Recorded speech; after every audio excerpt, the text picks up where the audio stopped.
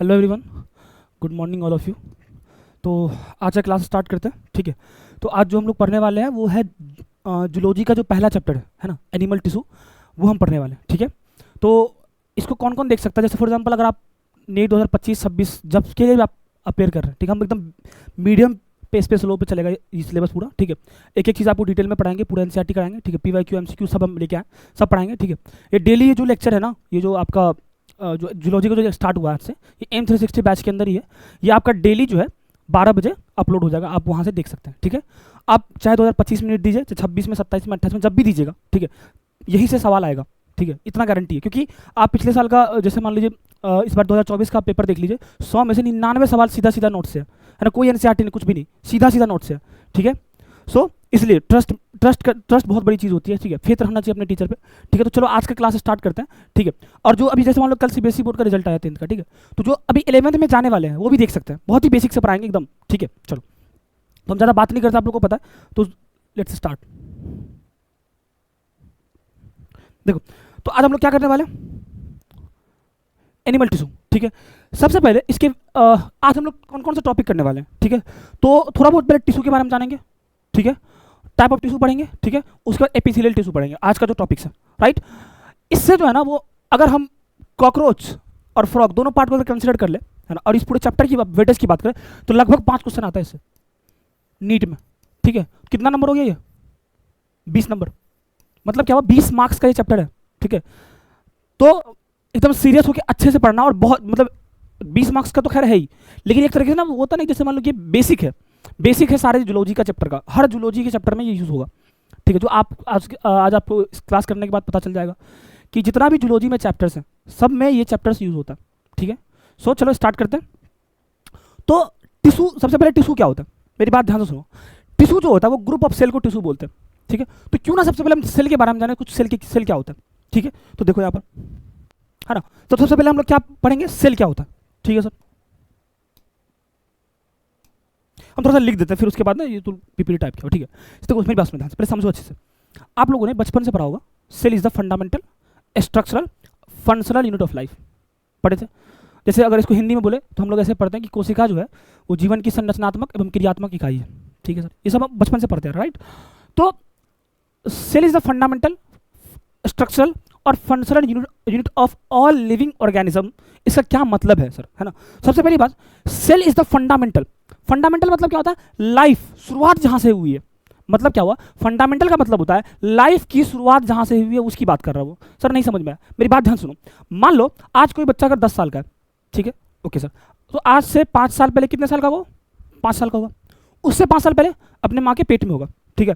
और उससे 9 महीना पहले वो 1 दिन का होगा, ठीक है। तो पहला दिन जो होता है ना सेल, पहला दिन जो होता है किसी भी ऑर्गेनिज्म का, ह्यूमन हो गया, है ना।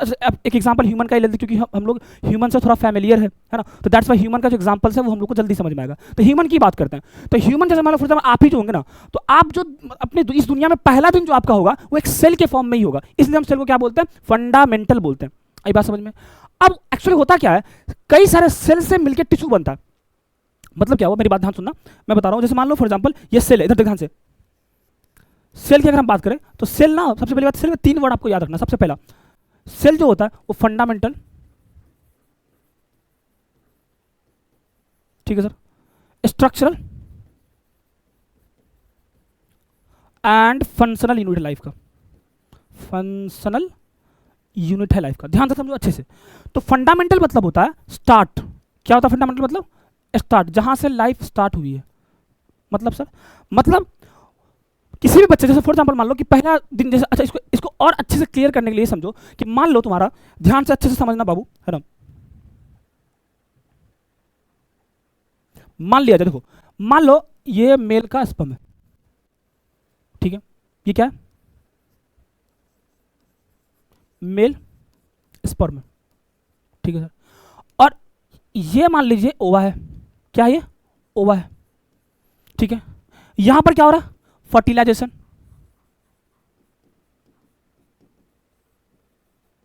ठीक है। यही होता है ना मेनली, जब कोई न्यू बॉर्न बेबी पैदा होता है, यही होता है, ठीक है। इससे क्या बनता है? एक सेल बनता है जिसका नाम क्या है? जैगोट। ये एक सेल बनता है, ये क्या है? इसका नाम क्या है? जैगोट। आ रही बात समझ में? मतलब क्या हुआ, यहां पर स्पर्म जो है ये भी n है, ओवा भी n है, और जब ये दोनों को अगर हम मिला दे तो जाइगोट क्या होगा, 2n होगा। ये जाइगोट है। अब मुझे एक बात बताओ, ये क्या है, ये सेल है ना, सेल है। अब इसी से डिवीजन के थ्रू सारा बॉडी का निर्माण होता है। मतलब क्या हुआ, जाइगोट एक सिंगल सेल होता है, ठीक है, उसी सेल से फिर एक सेल से 2 सेल बनता है, 2 से 4 बनता है, 4 से 8 बनता है। कैसे बनता है, सेल पहले ग्रोथ करता है, ठीक है। मतलब अगर मैं इस सेल की बात करूं तो इसके अंदर पहले ग्रोथ होगा। क्या होगा सर, पहले मान लो ये सेल बड़ा हो गया, ठीक है, अब ये सेल बड़ा होने के बाद ये यहां से डिवाइड कर गया तो 2 सेल बन गया। इसी तरीके से 2 से 4 बनेगा, 4 से 8 बनेगा, 8 से 16 बनेगा, 8 से 16 वाले को हम लोग मोडुला बोलते हैं, 16 से 32 बनेगा, फिर 32 से 64 बनेगा, 32 से 64 वाले को हम लोग क्या बोलते हैं, ब्लास्टोसिस्ट बोलते हैं, ठीक है। उसके बाद गैस्ट्रुलेशन होगा, उसके बाद 3 लेयर बनता है। मतलब क्या हुआ, तुम मुझे बताओ, इन सब पूरे माजरात में लाइफ स्टार्ट कहां से हुआ सर, एक सिंगल सेल से हुआ। इसीलिए हम लोग बोलते हैं फंडामेंटल। फंडामेंटल का मतलब होता है जहां से लाइफ की शुरुआत होती है ना। अब यही सेल जो है आपस में डिवीजन करके टिश्यू बनाएगा, ठीक है सर। टिश्यू से ऑर्गन बनेगा, ऑर्गन से ऑर्गन सिस्टम बनेगा, और ऑर्गन सिस्टम से हम लोग का पूरा बॉडी बनता है ना। अब मुझे एक बात बताओ, अगर जाइगोट नहीं बनता, अगर सेल जाइगोट नहीं बनाता, सेल में डिवीजन नहीं होता, तो क्या बॉडी में इतना सारा स्ट्रक्चर बन पाता? नहीं सर। इसलिए हम बोलते हैं cell is the structural unit of life, है ना। और फंक्शनल का मतलब क्या होता है सर, अब मान लो कि इंटरलिंक्ड है ना भाई, अगर तुम्हारा सेल जो है वो तुम्हारा आंख को बनाता ही नहीं, तो क्या तुम आंख से देख पाते, है ना। तुम ये चीज मानते हो ना कि तुम्हारा जो आंख है वो कहीं ना कहीं सेल से ही मिलके बना हुआ है। तो अगर तुम्हारा आंख सेल से मिलके बना हुआ है, इसका मतलब ये हुआ कि कहीं ना कहीं बॉडी का हर स्ट्रक्चर जो तुम आज देख पा रहे हो, हाथ, मुंह, नाक, कान, बाल वगैरह सब कहीं ना कहीं किससे बना हुआ है, सेल से मिलके बना हुआ है। और अगर सेल जो है वो तुम्हारा स्ट्रक्चर नहीं बनाता, तो क्या तुम फंक्शन कर पाते, है ना, नहीं कर पाते। इसलिए हम इसको क्या बोलते हैं, फंक्शनल यूनिट ऑफ लाइफ बोलते हैं। आई बात समझ में? स्ट्रक्चर समझ में आ गया कि बॉडी का हर स्ट्रक्चर बॉडी मतलब सेल ही बनाता है। All organ of body are made up of क्या, सेल, ठीक है। इसलिए हम इसको क्या बोलते हैं, उसको स्ट्रक्चरल यूनिट बोलते हैं। और फंक्शनल मतलब ऑर्गन बनेगा तब ना फंक्शन हो पाएगा। ये चीज तो तुमको समझ में आ गया होगा, ठीक है। अब मेरी बात ध्यान से सुनना अच्छे से, देखो मतलब सेल समझ में आ गया, यस सर। अब सुनो, मैं बोल रहा हूँ, देखो जब दुनिया में लिविंग ऑर्गेनिजम्स आ रहे थे ना, है ना, जैसे मान लो कि आज हम लोग इंसान है, हम लोग क्या मल्टी सेलुलर है, ठीक है, हम लोग के अंदर सारी चीज़ें बॉडी है, ऑर्गन है वगैरह। देखिए मेरी बात ध्यान सुनना, तो जिस समय दुनिया इवॉल्व हुआ था, उस समय कुछ मतलब कैसे बोलो मालूम है, पहले कुछ ऑर्गेनिज्म थे जिसके अंदर सिर्फ सेल था, ठीक है। फिर कुछ समय बाद उसमें मॉडिफिकेशन हुआ, सेल से टिश्यू लेवल आया, मतलब फिर कुछ ऐसा ऑर्गेनिज्म था जिसके अंदर सिर्फ टिश्यू था। फिर कुछ समय बाद डेवलपमेंट हुआ, फिर टिश्यू से कुछ ऐसा ऑर्गेनिज्म जिसके अंदर सिर्फ ऑर्गन था। फिर उसके बाद ऑर्गन सिस्टम बना, फिर ऑर्गन सिस्टम बाद हम लोग का पूरा मॉडिफिकेशन हुआ, हम लोग का पूरा बॉडी बन गया। अब अगर तुमसे कोई पूछ दे ये सवाल कि सेलुलर लेवल ऑफ ऑर्गेनाइजेशन कहाँ से स्टार्ट हुआ था, मतलब ऐसा कौन सा ऑर्गेनिज्म है जहां से सेलुलर लेवल मतलब जिसके बॉडी में सिर्फ सेल था वहां से स्टार्ट हुआ था, तो याद रखना पोरीफेरा, है ना। अगर आपसे यहां पर कोई पूछे बाबू, है ना, कि cellular level of organisation start from क्या बोलोगे, पोरीफेरा। ये एक ऑर्गेनिज्म का नाम है और कुछ भी नहीं। मतलब क्या हुआ कि दुनिया में जो पहला सेल वाला ऑर्गेनिज्म होगा जिसके अंदर सिर्फ और सिर्फ सेल होगा, उसका नाम पोरीफेरा, ठीक है। चाहिए एकदम क्लियर है, ठीक है। अगर आपको सेल समझ में आ गया, ठीक है, तो इसी के ग्रुप को तो टिश्यू बोलते हैं, है ना। अब से टिश्यू सेल के ग्रुप को बोलते हैं नहीं, आप जो 9th में पढ़ते हैं वो अधूरी बात है। क्या है वो, अधूरी बात है। अब यहां जाके क्लियरली पढ़ोगे एक चीज और कि सेल जो है वो ग्रुप ऑफ टिश्यू तो है, लेकिन वो सिमिलर सेल का ग्रुप का टिश्यू है। सर नहीं समझ में आया, अभी समझाते हैं। क्या आपको ये चीज एकदम क्लियर है? एक बार देख लो अच्छे से।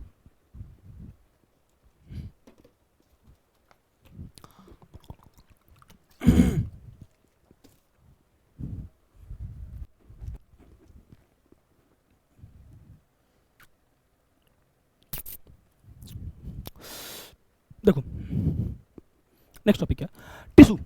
टिश्यू क्या है, पहली बात। अच्छा एक चीज और यहाँ पे मैं बता दूं तुम, क्योंकि फिर बाद में कंफ्यूजन होगा तुम। एक सेकंड देखो, अगर मैं सेल की बात करूं, उसको छोड़ो, एक काम मेरी बात सुनो। लिविंग ऑर्गेनिज्म समझते हो, सजीव जंतु, ऐसा कोई भी जीव जिसके अंदर जानो उसको हम लोग लिविंग ऑर्गेनिज्म बोलते हैं, राइट। तो लिविंग ऑर्गेनिज्म जो है, ध्यान सुनना अच्छे से, लिविंग ऑर्गेनिज्म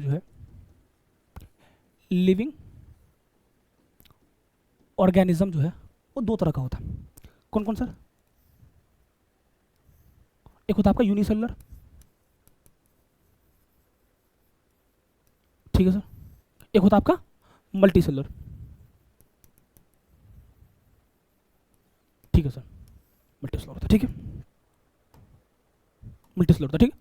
सर यूनिसेलर किसको बोलते हैं? जो एक ही तरह के सेल से मिलकर बना हुआ, सिंगल टाइप ऑफ सेल, है ना, single type of cell. Example, जैसे मान लो कि अमीबा हो गया, है ना, यूग्लिना हो गया, पारामेसियम हो गया, ये चीज आपको पता होनी चाहिए। अब मल्टीसेलर क्या होता है? Made by different type of cell, मतलब या फिर इसको ऐसे भी लिख सकते हो कि more than one type of cell. Sir example, जैसे एनिमल्स हो गया,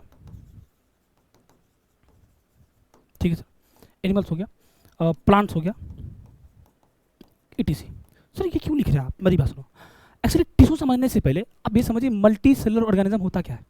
ऐसा कोई ऑर्गेनिज्म, है ना, मतलब ऐसा समझो ना, अगर यूनिसेलुलर ऑर्गेनिज्म है तो उसके अंदर टिश्यू बनेगा ही नहीं, है ना, क्योंकि उसमें एक ही तरह का सेल है ना, एक ही सेल है।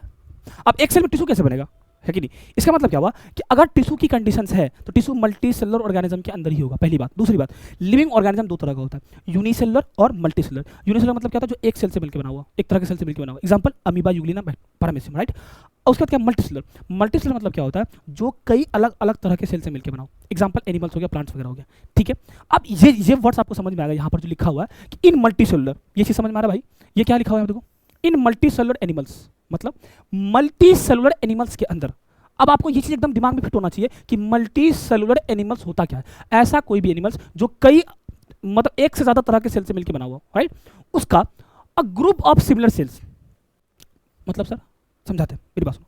जैसे मान लो, मेरी बात ध्यान सुनना, ठीक है। जैसे मान लीजिए, ठीक है, ये इस सेल का नाम एस सेल है। क्या है? एस सेल नहीं दिख रहा क्या? एक सेकंड बाबू, एक सेकंड। ओहो,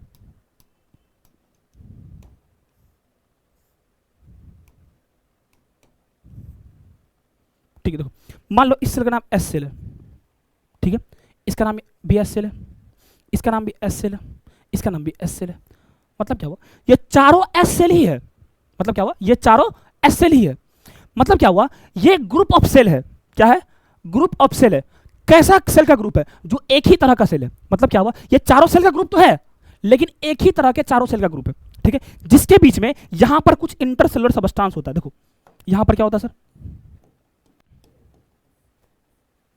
ठीक है, देखो यहाँ पर इसके, ये जो सेल है, ये सेल्स आपस में, ठीक है, इसके बीच में यहाँ पर इस तरीके से इंटरसेलुलर सबस्टांस होता है, जिसको हम लोग क्या बोलते हैं? मैट्रिक्स भैया बोलते हैं। देखो यहाँ पर,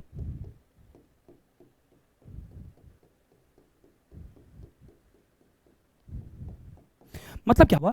ग्रुप ऑफ सिमिलर सेल जिसके बीच में इंटरसेलुलर सबस्टांस हो, जो फंक्शन करता हो एक स्पेसिफिक फंक्शन के लिए। मतलब क्या हुआ? अगर ये आंख का टिश्यू है तो सिर्फ देख पाएगा, सुन नहीं पाएगा, सूंघ नहीं पाएगा। आ रही बात समझ में? मतलब क्या हुआ? अगर मान लो ये सेल आंख का सेल है, ठीक है, तो ये सिर्फ और सिर्फ देख सकता है, मतलब एक स्पेसिफिक फंक्शन करेगा, एक ही फंक्शन करेगा, उसको हम लोग क्या बोलते हैं? टिश्यू बोलते हैं। मतलब क्या हुआ? ग्रुप ऑफ सिमिलर सेल, मतलब एक जैसे सेल का समूह, है ना, जिसके बीच में इंटरसेलुलर सबस्टांस होता हो, है ना, जो एक स्पेसिफिक फंक्शन के लिए फंक्शन करता हो, उसको हम लोग क्या, ऐसे ऑर्गेनाइजेशन को हम लोग क्या बोलते हैं? टिश्यू बोलते हैं। तो ये क्या भाई, ये क्या है? ये है आपका इंटरसेलुलर सबस्टांस। क्या ये? इंटर सेलुलर सब्सटेंस, जिसको हम लोग क्या बोलते हैं? मैट्रिक्स भी बोलते हैं। ठीक है भाई, मतलब क्या हुआ?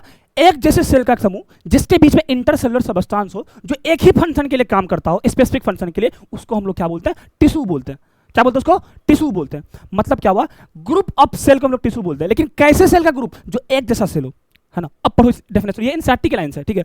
मल्टी सेलुलर एनिमल्स के अंदर एक ग्रुप का सेल, मतलब सेल का ग्रुप अलॉन्ग विथ, मतलब जिसके अंदर क्या होता है? इंटरसेलुलर सबस्टेंस होता है। देखो, along with intercellular substance perform a specific function, है ना, such an organisation is called tissue. बोलो समझ आया? मतलब क्या हुआ? एक मल्टी सेलुलर एनिमल्स के अंदर सेल का ग्रुप जो जिसके बीच में इंटरसेलुलर सबस्टेंस हो, है ना, जो स्पेसिफिक फंक्शन करता हो, जो क्या करता हो? स्पेसिफिक फंक्शन करता हो। एक सेकंड बाबू, है ना, क्या करता हो? Perform specific function, perform specific function, उसको हम लोग क्या बोलते हैं? उसको हम लोग बोलते हैं टिश्यू। क्या बोलते हैं उसको? टिश्यू बोलते हैं। आई बात समझ में? मतलब क्या हुआ?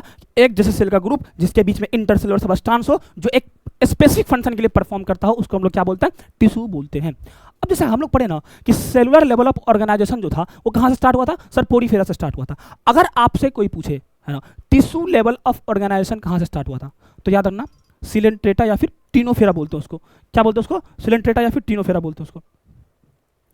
आई बात समझ में? हाँ देखो मतलब क्या हुआ, एक सेकंड होल्ड करना।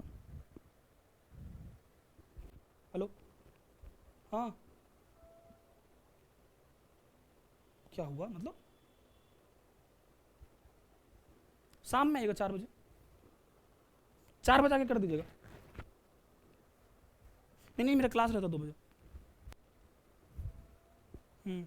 सर 4 बजे आके कर दीजिएगा। हाँ हम रहेंगे, ठीक।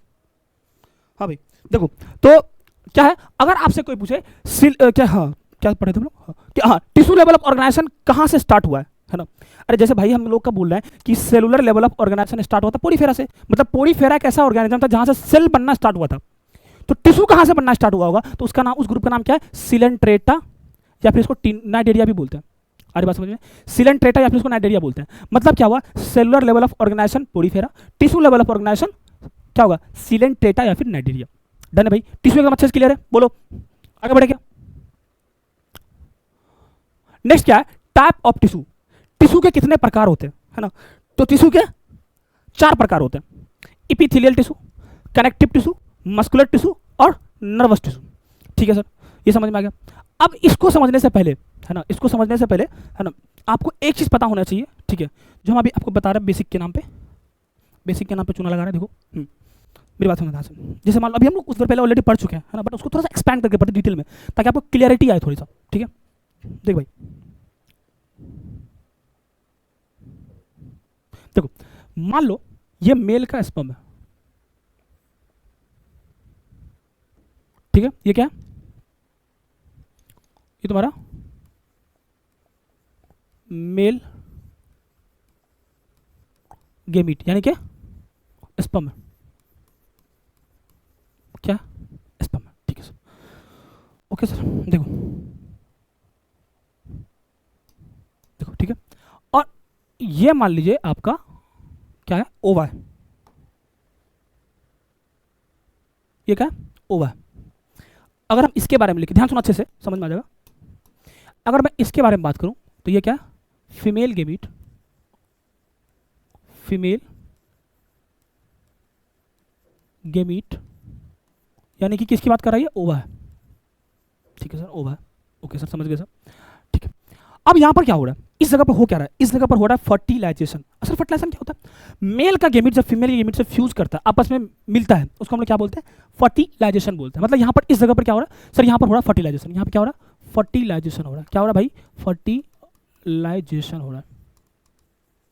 ठीक है सर, क्या हो रहा है यहाँ पर, फर्टिलाइजेशन हो रहा है। मतलब क्या हुआ, मेल गेमीट जब फीमेल गेमीट से मिलता है उसको हम लोग क्या बोलते हैं, फर्टिलाइजेशन बोलते हैं। ठीक है भाई, फर्टिलाइजेशन बोलते हैं।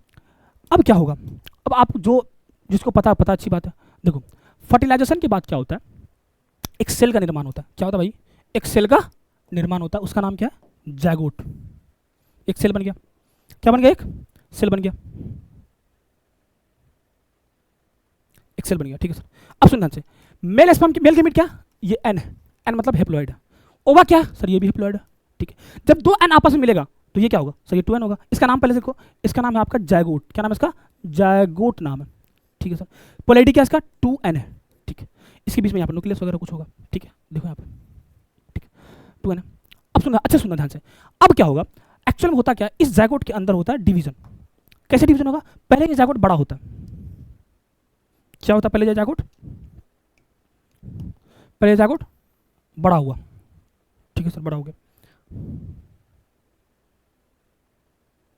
क्या हुआ ये, ओ दादास क्या हुआ, ये जायगोट में मतलब न्यूट्रिशन मिला और इसका डेवलपमेंट हो गया। ठीक है सर, ये बड़ा हो गया। ओके सर, ठीक है, अब होता क्या है, जैसे जैसे जायगोट बड़ा हो गया ना, अब ये होगा, इसमें होगा डिवीजन। क्या होगा, इसमें डिवीजन होगा। ये देखो, मान लो यहाँ से ये डिवीजन हो गया, क्या हो गया, डिवीजन हो गया, एक सेल ऊपर और एक सेल नीचे बन गया। अब कितना सेल हुआ सर, 2 सेल। ठीक है, अब हम इतना बनाएंगे नहीं, ध्यान लो ध्यान से। ठीक है, अब इस 2 सेल से बनता है 4 सेल। क्या बनता है सर, 2 सेल से बनता है 4 सेल, 2 से बनेगा 4 सेल। कितना सेल बनेगा यहाँ पर, 4 सेल बनेगा।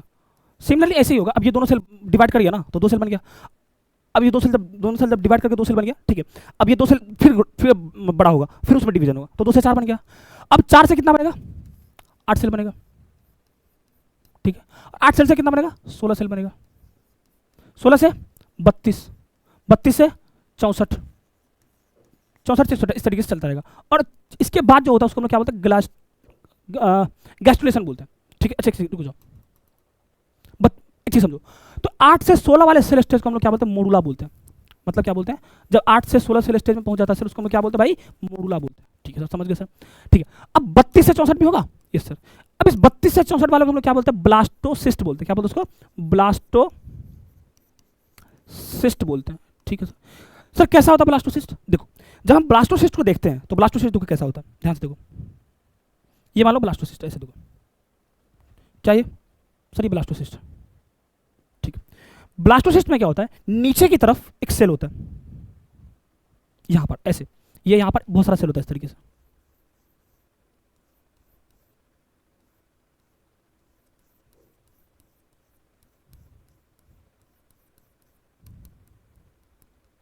ये क्या ब्लास्टोसिस्ट है, ठीक है भाई, ब्लास्टोसिस्ट, ठीक है, ओके। आ रही बात समझ में, मतलब क्या हुआ, मेल स्पर्म जो है यहाँ पर फीमेल के ओवा से मिला, फर्टिलाइजेशन हुआ, जायगोट बना, जायगोट से फिर डिवीजन के थ्रू 2 सेल बना, 2 से 4, 4 से 8, 8 से 16, 16 से 32, 32 से 64, इस तरीके से चलता रहेगा, ठीक है। अब जो 32 से 64 सेल स्टेज है उसको हम लोग क्या बोलते हैं, ब्लास्टोसिस्ट बोलते हैं, ठीक है। अब ब्लास्टोसिस्ट में तुम ध्यान से देखो, तुमको 2 चीज दिखेगा, यहाँ पर नीचे सेल दिखेगा और ऊपर में स्पेस दिखेगा, इस सेल को हम लोग क्या बोलते हैं, स्टेम सेल बोलते हैं, क्या बोलते हैं उसको, स्टेम सेल बोलते हैं, ठीक है सर। और इसको हम लोग बोलते हैं, जो स्पेस है इसको बोलते हैं ब्लास्टोसिल, क्या बोलते हैं उसको, ब्लास्टोसिल बोलते हैं, ठीक है। अब ये जो स्टेम सेल है ना, स्टेम सेल, इससे बनता 3 लेयर, क्या बनता भाई, इससे बनेगा 3 लेयर बनेगा, क्या बनेगा, 3 लेयर बनेगा, ठीक है। इस स्टेम सेल से क्या बनता भाई, 3 लेयर बनता, सर कैसे बनेगा 3 लेयर, देखो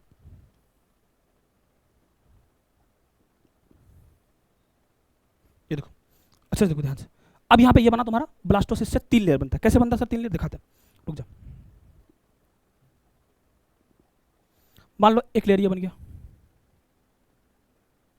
ठीक है, और एक लेयर यहाँ पे ऐसे बन गया, 3 लेयर बनता है इसके अंदर, ठीक है सर, 3 लेयर बनता है, देखो ध्यान से, ये क्या है, 3 लेयर बना, ठीक है, ये पहला लेयर है, ठीक है सर, उसके बाद ये दूसरा लेयर है, ठीक है, उसके बाद ये तीसरा लेयर है, ठीक है।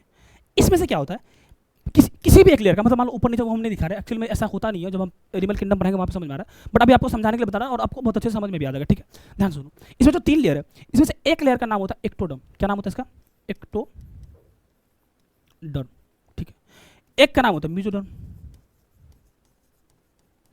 ठीक है, और एक का नाम होता है एंडोडर्म,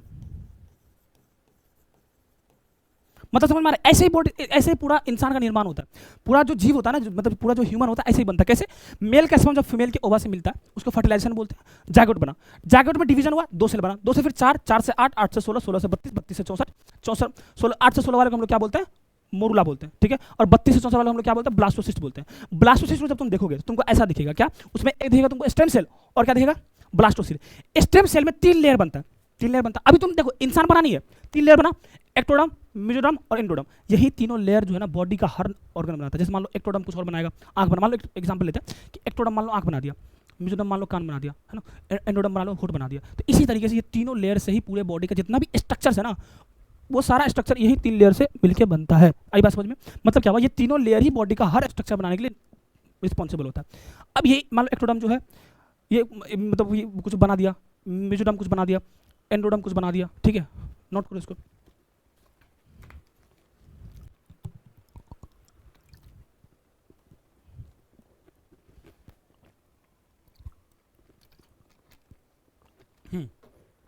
समझ आ रही बात, ओहो, हाँ आ रही बात समझ में, ठीक है।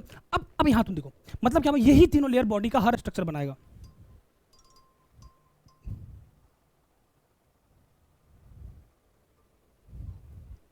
हेलो, गुड मॉर्निंग जी सर। हाँ भेजेंगे,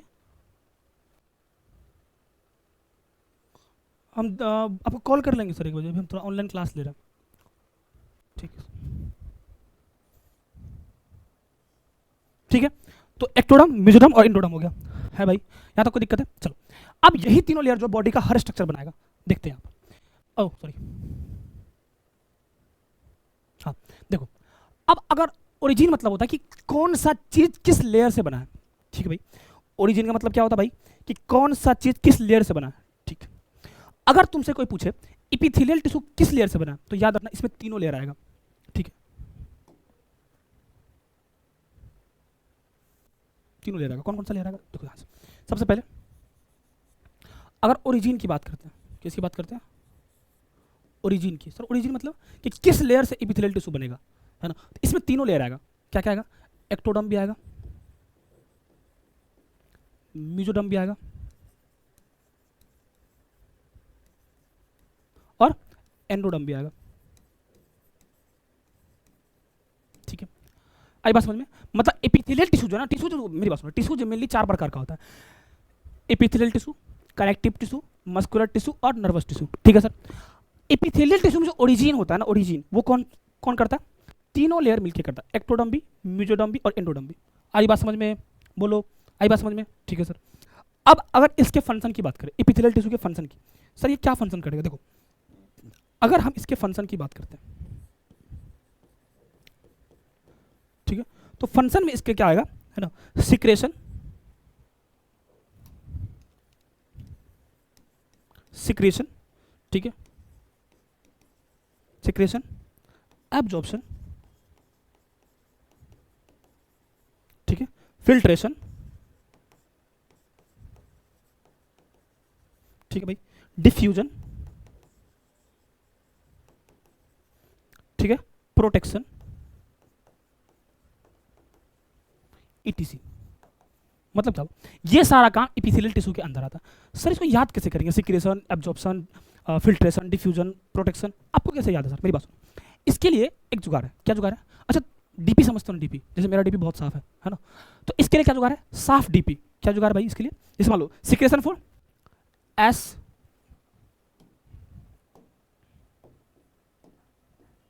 देखो यहाँ पर S A F D P, साफ डीपी, एकदम खत्म। साफ डीपी मतलब S A F D P. S मतलब सिक्रेशन, एब्जॉर्प्शन, डिफ्यूजन, नहीं साफ एफ आता है पहले, फिल्ट्रेशन, डिफ्यूजन, प्रोटेक्शन, साफ डीपी खत्म। Secretion, absorption, filtration, diffusion, protection, साफ डीपी। कर लोगे इस तरीके से भाई?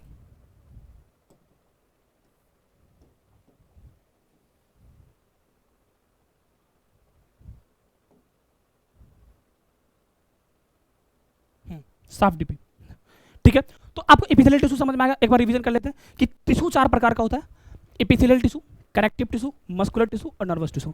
अगर हम एपिथेलियल टिश्यू की बात करते हैं, तो इसका जो ओरिजिन होता है वो तीनों लेयर से होता है, एक्टोडर्म, मेसोडर्म और एंडोडर्म, तीनों से होता है, ठीक है।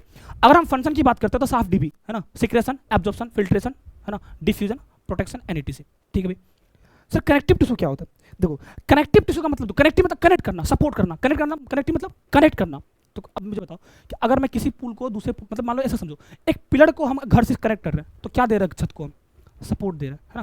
तो सबसे पहले इसका अगर ओरिजिन की बात करें, कनेक्टिव टिश्यू के ओरिजिन की अगर बात करते हैं हम लोग, ठीक है, अगर हम इसके ओरिजिन की बात करते हैं, ठीक है, तो इसका ओरिजिन होता है मेसोडर्मल। क्या होता है भाई? मेसोडर्मल,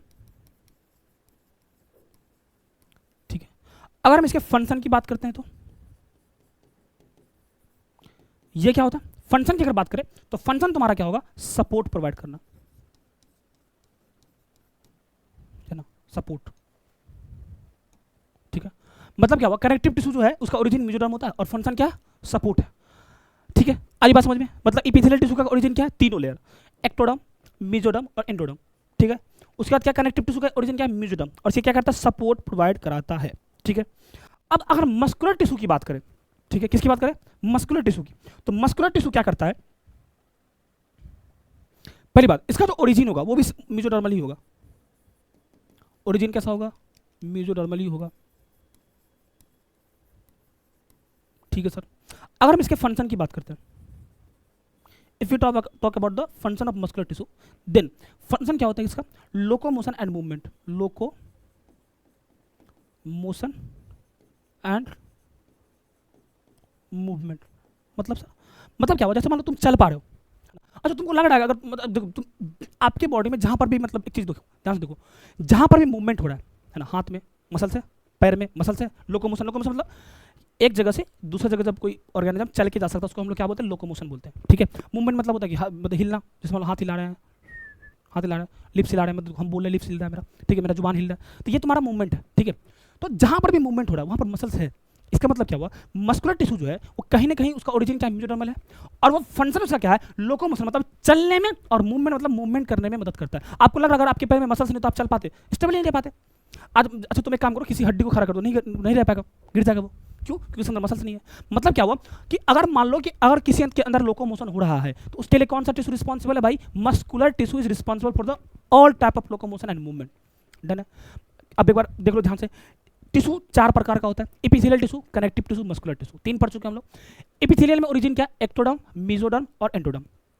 फंक्शन क्या है, साफ DP, secretion, absorption, filtration, diffusion, protection, etc., ठीक है।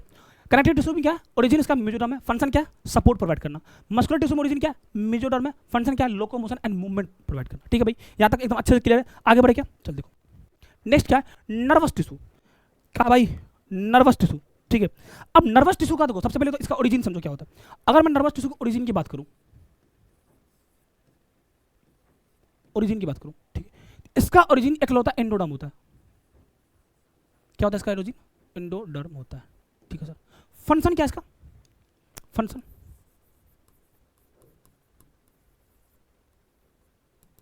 कंट्रोल एंड कोऑर्डिनेशन, क्या है इसका, बता रहे क्या मतलब होता है इसका, कंट्रोल एंड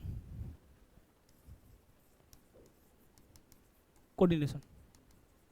मतलब मेरी बात सुनो, जैसे मान लो कि हम अभी बोल रहे हैं, मेरा हाथ चल रहा है, मेरा पैर चल रहा है ना, और हम बोल पा रहे हैं, हम देख पा रहे हैं, तो आपको हम स्क्रीन को देख पा रहे हैं, तो कंट्रोल मतलब ये सारा चीज़ों कंट्रोल कौन कर रहा है, एक साथ कौन कंट्रोल कर रहा है ना, कोऑर्डिनेट। जैसे मान लो हम चाहे तो एक साथ में हाथ भी हिला सकते हैं, क्योंकि इस वायर को पकड़ के हिला सकते हैं, हम इसको थप्पड़ मारे हमको चोट भी लगेगा, है ना, हम तुमको समझ भी पा रहे, तुम मेरा बात हम बोल पा रहे हैं, हम देख पा रहे हैं, ये सारा चीज एक साथ हो रहा है ना, कौन कोऑर्डिनेट कर रहा है इसको, कौन इसको कंट्रोल कर रहा है, उसका नाम है नर्वस टिश्यू, है ना। नर्वस सिस्टम जो हम लोग के बॉडी के अंदर होता है, वो हम लोग के बॉडी के अंदर जितना भी चीज होता है सबको कंट्रोल करता है और उसको कोऑर्डिनेट करता है। इसलिए हम, मेरा दोनों हाथ एक साथ चल सकता है, मेरा दोनों पैर एक साथ चल सकता है, मेरा होंठ एक साथ चल सकता है ना। एक साथ में चार पांच काम हो रहा है, देखो होंठ चल रहा है मेरा, मैं तुमको देख पा रहा हूँ, मेरा हाथ चल रहा है, मेरा पैर चल रहा है, तो एक साथ में इन सबको कौन कंट्रोल कर रहा है, नर्वस टिश्यू। और इसलिए बोलेंगे कि नर्वस टिश्यू का जो ओरिजिन है वो क्या है, एंडोडर्म है, और इसका जो फंक्शन है वो क्या है, कंट्रोल एंड कोऑर्डिनेशन है। आई बात समझ में, आई बात समझ में, ठीक है। अब यहाँ पे ना एक वर्ड आता है नर्व, है ना, तो नर्व क्या होता है,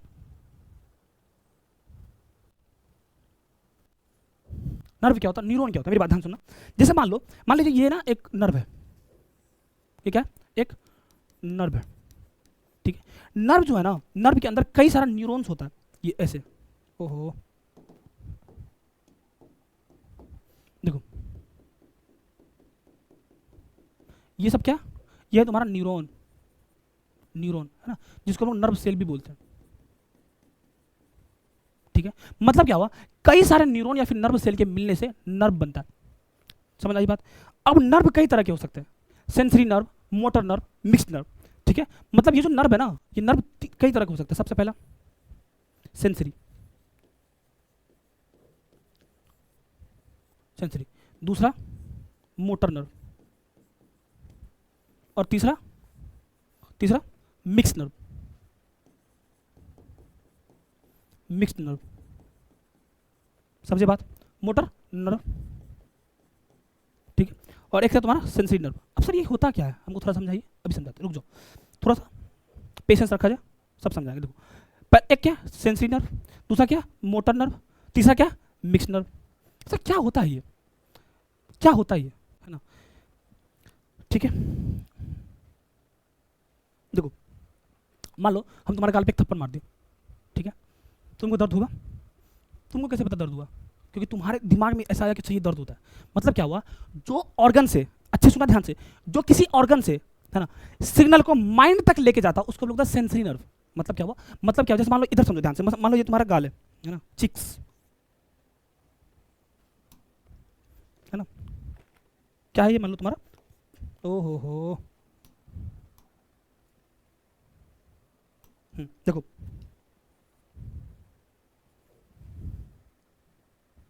देखो, मान लो क्या समझे, जैसे मान लो ईयर है तुम्हारा, कान है,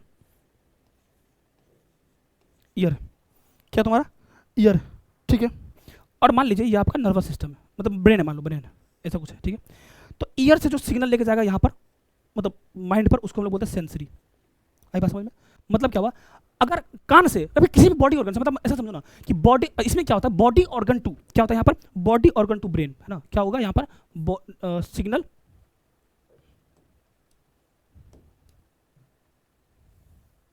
देखो सिग्नल, सिग्नल जो है वो आपका कहाँ जाएगा, ऑर्गन से ऑर्गन टू ब्रेन, इसको हम लोग बोलते हैं सेंसरी ब्रेन, उसको हम लोग क्या बोलते हैं, सेंसरी नर्व बोलते हैं। क्या बोलते हैं भाई, सेंसरी नर्व बोलते हैं। अब इसका उल्टा कर दो, इसका उल्टा कर दो। सर क्या उल्टा करें, देखो अगर तुम मान लो कि यहाँ पे देखो, सिग्नल अगर ऑर्गन से ब्रेन जा रहा है, अब मेरी बात सुनो, मैंने सोचा कि मैं पानी पीऊंगा, तो जाके मैंने पानी पिया, ठीक है।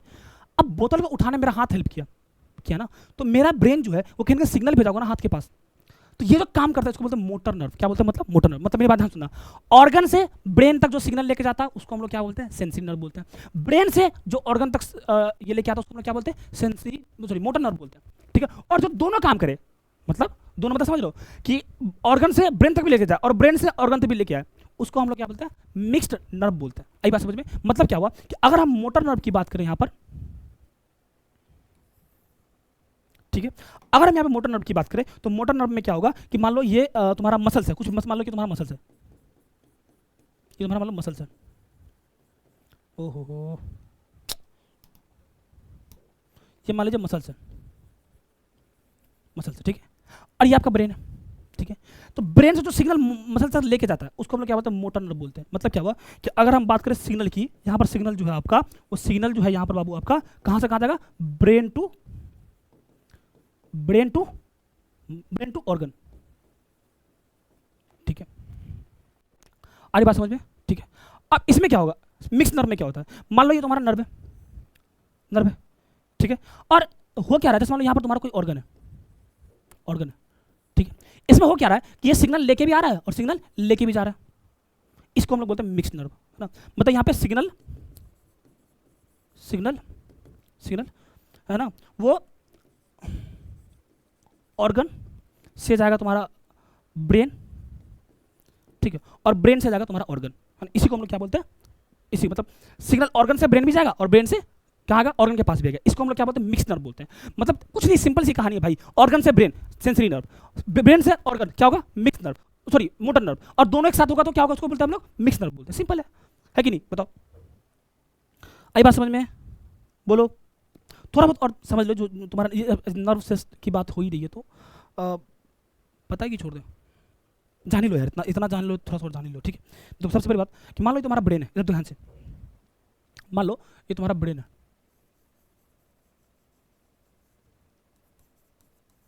क्या ये ब्रेन है, ठीक है। और यहाँ से ये जो निकल रहा है ये तुम्हारा स्पाइनल कॉर्ड है, क्या ये स्पाइनल कॉर्ड है,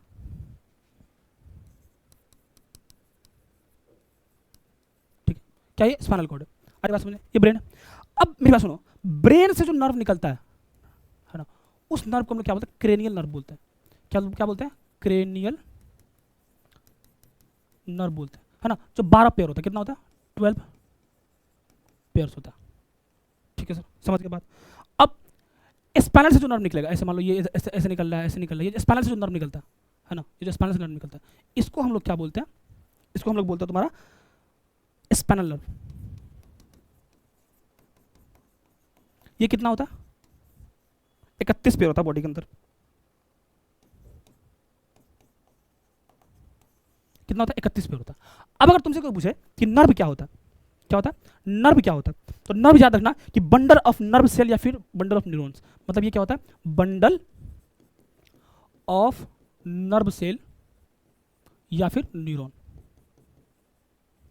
मतलब समझ आ रही है बात, मतलब क्या, मोटर मोटर नर्व नहीं, सॉरी सॉरी, नर्व की बात कर रहा हूं यहाँ पे। अगर तुमसे कोई पूछे नर्व क्या होता है, देखो ध्यान से, ये जो लेक्चर नहीं देखो, नोट देखो कंफ्यूज हो जाएगा, ठीक है। अगर सिर्फ नर्व की बात करें तो नर्व मतलब होता है कि बंडल ऑफ नर्व सेल या फिर बंडल ऑफ न्यूरॉन्स को हम लोग क्या बोलते हैं, नर्व सेल बोलते हैं। क्या आपको नर्वस सिस्टम एकदम अच्छे से क्लियर है?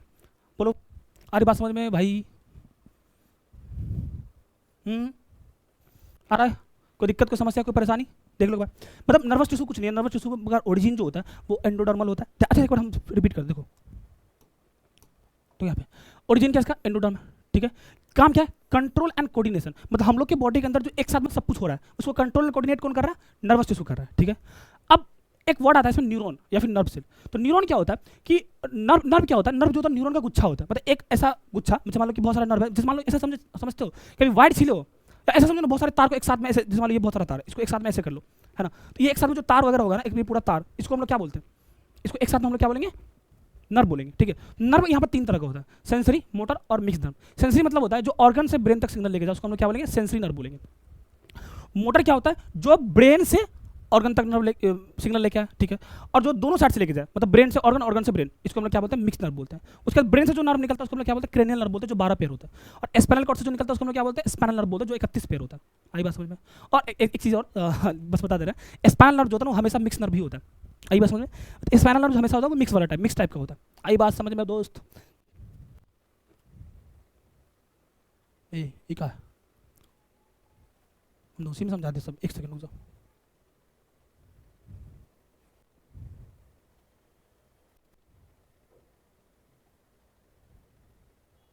नेक्स्ट क्या? Epithelial tissue.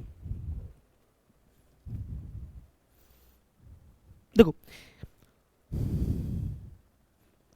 एपिथेलियल, मेरी बात सुनो। अच्छा एपी मतलब क्या होता है? अपॉन, मतलब नीचे, ठीक है सर। थीलियम मतलब क्या होता है?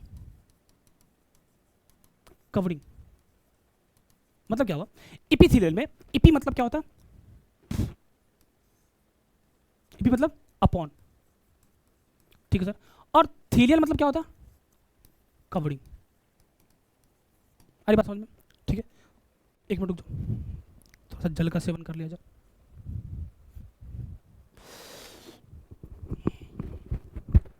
पता नहीं आज तो एसी भी काम नहीं कर रहा।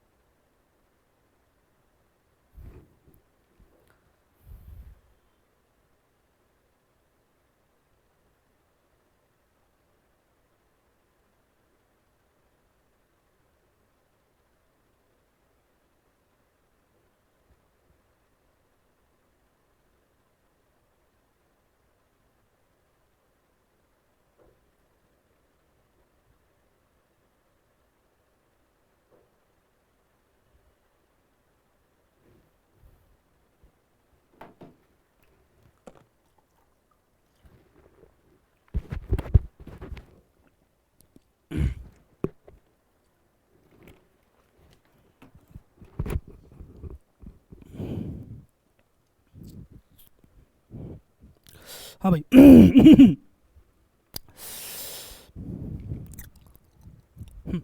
क्या है epithelial tissue?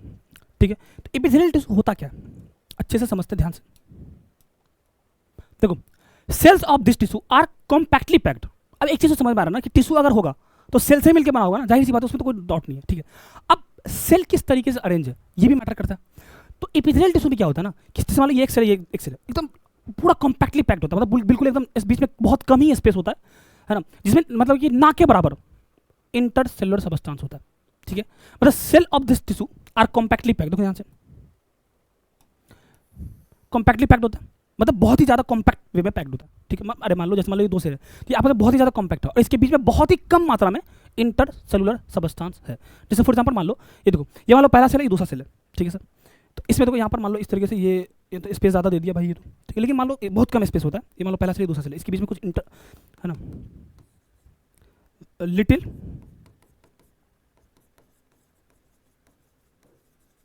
Amount of intercellular substance, समझे, बहुत कम मतलब एपिथेलियल टिश्यू में ना के बराबर एपिथेलियल टिश्यू में इंटरसेलुलर सबस्टांस होता है। तो यहाँ पर लिखो क्या लिखा हुआ है, विथ ओहो देखो लिटिल इंटरसेलुलर स्पेस या फिर मैट्रिक्स। जैसे मान लो ये एक सेल्स है ना, ये क्या है, सेल्स है।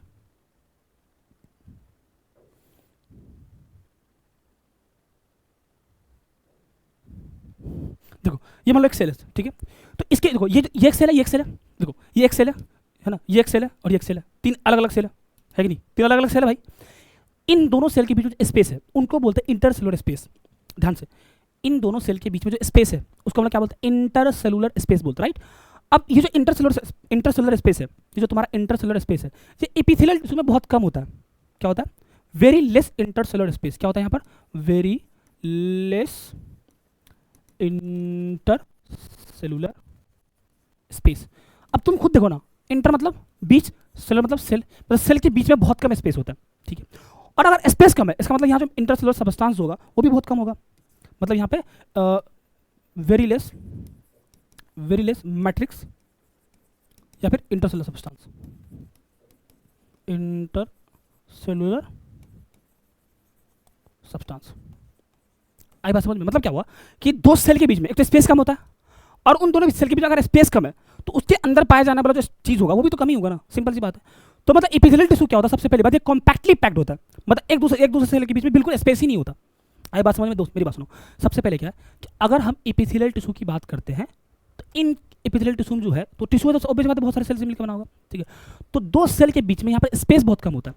सर दो सेल के बीच में स्पेस होता है उसको बोलते क्या है, उसको बोलते हैं इंटरसेलुलर स्पेस बोलते हैं। क्या बोलते हैं उसको, इंटरसेलुलर स्पेस बोलते हैं। तो वो बहुत ही कम होता है। अगर स्पेस ही कम है तो उसके अंदर जो सामान होगा वो तो और कम होगा ना। इसका मतलब क्या हुआ कि एपिथेलियल टिश्यू के अंदर है ना, ये तो स्पेस कम होता है और उसके बीच में जो मैट्रिक्स होता है वो भी बहुत कम मात्रा में होता है ना, और दोनों सेल आपस में बहुत ही क्लोज होता है, बहुत ज़्यादा क्लोज होता है। इसलिए हम उसको क्या बोलते हैं, कॉम्पैक्टली पैक्ड बोलते हैं। जैसे फॉर एग्जाम्पल मैं समझाता हूँ, हम लोग का स्किन है, स्किन सेल क्या है, ये जो स्किन है ना, ये स्किन, ये तुम्हारा क्या है, एपिथेलियल टिश्यू है। क्या है ये, एपिथेलियल टिश्यू। या स्पेस है देखो तो एकदम बिल्कुल टाइट, एकदम कंप्लीटली टाइट है, टाइट है। अब अच्छा जो बुजुर्ग लोग होते हैं ना उसके अंदर एपिथेलियल टिश्यू मरने लगता है ना, इस वजह से उसका स्किन पूरा लूज हो जाता है, ठीक है। अरे बात समझ में, मतलब क्या हुआ, ये जो एपिथेलियल टिश्यू है तुम देखो खुद यहाँ पे स्पेस एकदम टाइट होता है, ये पूरा टाइट होता है, ठीक है। अब हल्का सा किसी दर्द करने लगेगा, क्यों, स्पेस ही नहीं है, बहुत कम मात्रा में इंटरसेलुलर सब्सटेंस है। इसका जस्ट नीचे क्या मसल सेल तुमको दिख रहा होगा, मसल दिख रहा होगा। आई बात समझ में दोस्त, हाँ। वैसे एपिथेलियल टिश्यू के नीचे कनेक्टिव टिश्यू होता है, मैं पढ़ाऊंगा आज ही, डोंट वरी। अब क्या, हाँ ये चीज देखो, ये क्या, ये सेल हो गया, ये सब सारा क्या सेल है, और सेल के बीच में ये क्या है, तुम्हारा इंटरसेलुलर स्पेस है। ये क्या, इंटर सेलुलर स्पेस है, जो क्या वेरी लेस है, ठीक है। और इसके बीच में जो सब्सटेंस है, मैट्रिक्स, लेस मैट्रिक्स। अब क्या लिखा है एपिथेलियल टिश्यू के बारे में जरा हम लोग पढ़ते हैं, ठीक है। देखो ये जो एपिथेलियल टिश्यू है ना वो एक मेम्ब्रेन पर रखा हुआ है। देखो ये येलो कलर का मेम्ब्रेन दिख रहा है भाई, है ना।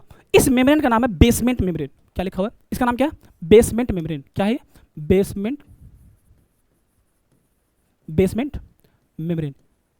मेम्ब्रेन सर क्या होता है बेसमेंट मेम्ब्रेन, मेरी बात ध्यान सुनो। ये जो सेल है ना, ये सारा जो सेल है, ठीक है, ये एक मेम्ब्रेन के ऊपर रखा हुआ है। क्या किसके ऊपर रखा हुआ है, मेम्ब्रेन के ऊपर रखा हुआ है। क्या नाम है उस मेम्ब्रेन का, बेसमेंट मेम्ब्रेन, ठीक है सर। बेसमेंट मेम्ब्रेन जो होता है ना ये नॉन सेलुलर होता है। पहली बात क्या होता है, इसके अंदर सेल ही नहीं होता, नॉन सेलुलर होता है, नॉन सेलुलर होता है, ठीक है। दूसरी बात, तो सर अगर ये नॉन सेलुलर होता है तो बना किस चीज का होता है, तो याद रखना ये made up of protein and fibre, protein and fibre. आई बात समझ में, मतलब क्या हुआ कि एपिथेलियल टिश्यू का जो सेल है वो रखा होता है एक मेम्ब्रेन पर, नाम क्या उसका, बेसमेंट मेम्ब्रेन। बेसमेंट मेम्ब्रेन में क्या होता है, ये नॉन सेलुलर होता है, मतलब ये सेल का बना हुआ ही नहीं होता। अब क्यों ऐसा होता है वो हम अभी समझाएंगे, मतलब सेल का नहीं बना हुआ होता, ठीक है। और इसके जस्ट नीचे मतलब सेल के नीचे क्या होता है, बेसमेंट मेम्ब्रेन होता है, वो नॉन सेलुलर होता है और वो प्रोटीन और फाइबर का बना हुआ होता है, ठीक है। कौन कौन सा प्रोटीन का बना होता है sir, glycoprotein, mucopolysaccharide, collagen fibres, ये सब का बना हुआ होता है, ठीक है। तो अब हम पढ़ेंगे, नीचे लिखा होगा शायद कहीं ना कहीं, देखो देखो, हाँ देखो क्या लिखा होता है, epithelial cells rest on a membrane is called basement membrane. देखो है ना, साफ साफ लिखा हुआ है कि एपिथेलियल सेल जो होता है, एपिथेलियल सेल है ना, वो एक मेम्ब्रेन पर रेस्ट पर रखा हुआ होता है। मेरी बात ध्यान सुनो, एपिथेलियल सेल जो है वो रेस्ट होता है एक मेम्ब्रेन के ऊपर, उसके ऊपर क्या बोलते हैं, बेसमेंट मेम्ब्रेन बोलते हैं। डन है भाई। दूसरा, बेसमेंट मेम्ब्रेन जो है, देखो यहाँ पर basement membrane is not a cellular structure. मतलब क्या हुआ, बेसमेंट मेम्ब्रेन जो है वो सेल का बना हुआ नहीं होता है, ठीक है। और इसलिए किसका बना होता है, it is made up of glycoprotein, देखो, और देखो पता चुका ना, म्यूकोपॉलीसैकेराइड्स और कोलेजन फाइबर का बना होता है। तो अल्टीमेटली किस चीज का बना है, प्रोटीन और फाइबर का बना हुआ है, देखो है कि नहीं।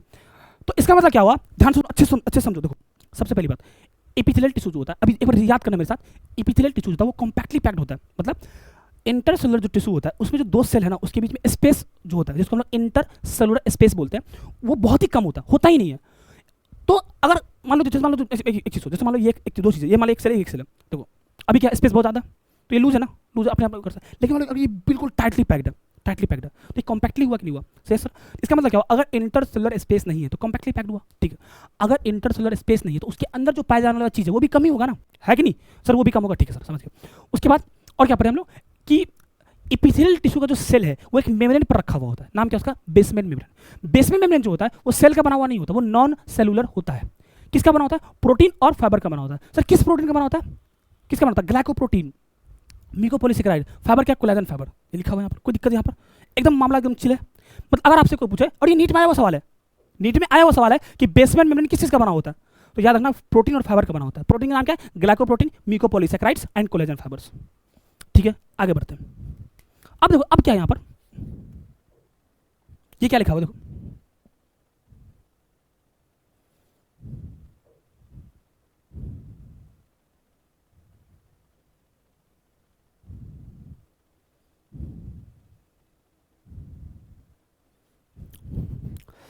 ओहो, देखो अब क्या लिखा हुआ, अच्छे सुनना ध्यान से, नहीं मेरी बात सुनो, अब मैं पहले समझाता हूँ फिर आके बात करते हैं, देखो मेरी बात सुनो।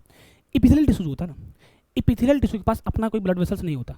सर ये क्या बात हुआ, तो सर हम लोग जब हमको चोट लगता है एपिथेलियल टिश्यू के ऊपर, सो हम लोग को और चोट लगता है यहाँ पर, तो फिर वो रिपेयर कैसे होता है, क्योंकि आपको पता है कि ब्लड बहुत ही ज़रूरी होता है, क्योंकि जितना भी हम लोग गोली वगैरह जो खाते हैं, जो टैबलेट्स वगैरह खाते हैं, वो ब्लड के अंदर ही घुलता है और ब्लड पूरे बॉडी में सप्लाई होता है, जिसकी वजह से ठीक हो जाता है हम लोग का तबियत। लेकिन मसला अगर यहाँ पर ये है कि एपिथेलियल टिश्यू के पास क्या नहीं होता, ब्लड वेसल्स नहीं होता, मतलब एवेस्कुलर होता है। वेस्कुलर मतलब वेसल्स का होना, ए मतलब एब्सेंट, ठीक है सर। अगर ब्लड वेसल्स नहीं है, क्या नहीं है, ब्लड वेसल्स नहीं है, तो वो कहाँ से सर न्यूट्रिशन लेता है। अगर मान लो इसको, मान लो ये एपिथेलियल टिश्यू है, मारे चोट लगा, फिर कुछ समय बाद ठीक हो गया सर। अगर ब्लड तो ठीक कैसे हुआ सर, आपको मार खाओ ना बचपन में टीचर से, तो टीचर जब मारते हैं तो कुछ समय बाद ठीक हो जाता है, क्यों होता ठीक। ये तो बहुत बड़ा मसला है ना कि अगर ब्लड वेसल्स है ही नहीं तो ठीक कैसे हो जा रहा है। तो अब इसके बारे में हम लोग जानेंगे आगे, ठीक है। अभी पढ़ो ध्यान से, क्या लिखा देखो, as the intercellular space between the cell is very less. मतलब क्या हुआ, क्योंकि सेल्स के बीच में इंटरसेलुलर स्पेस बहुत कम होता है, इस वजह से ब्लड वेसल्स जो है वो can not penetrate in epithelial tissue. अच्छा यहाँ पे एपिथेलियल लिख दिया, एक सेकंड बाबू,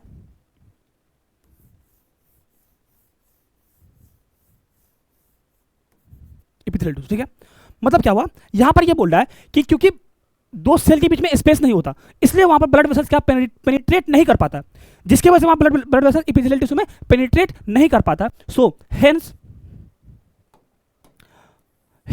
epithelial tissue lack blood supply, मतलब कि एपिथेलियल टिश्यू असफल है ब्लड को सप्लाई करने में, इसलिए हम इसको क्या बोलते हैं, एवस्कुलर बोलते हैं। बात समझ में आई सर। अब मसला ये है ना, मसला ये है कि एपिथेलियल टिश्यू अगर जैसे हमको चोट लगता है ना, तो जैसे मान लो एक बात बताओ, अगर मैं तुमको मतलब खरोच लग गया तो कुछ समय बाद तो ठीक हो जाएगा।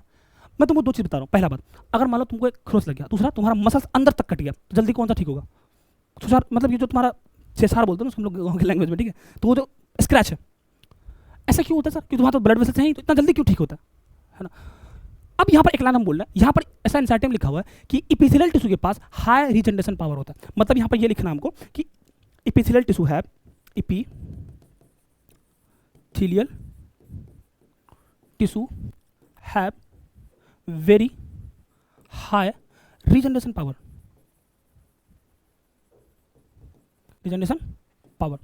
अब सर ये कैसे पॉसिबल है सर, ब्लड वेसल्स है नहीं, आप बोल रहे हैं हाई रीजनरेशन पावर है, इसी को तो समझना है दोस्त, इसी को तो समझना है।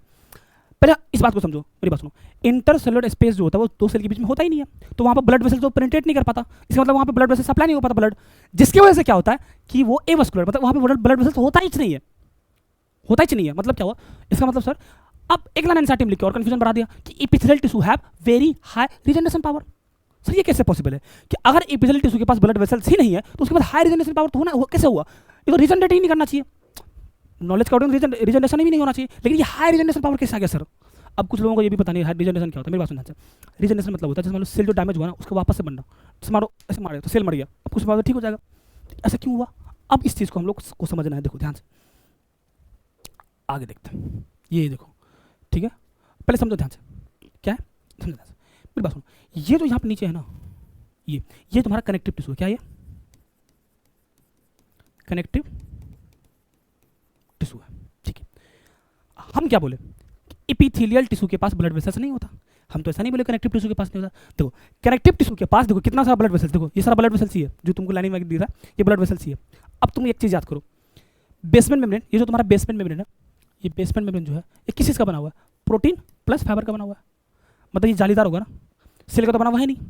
इसका मतलब क्या हुआ कि अगर हम चाहे तो किसी भी चीज़ को यहाँ से अंदर भेज सकते हैं। क्या कर सकते हैं?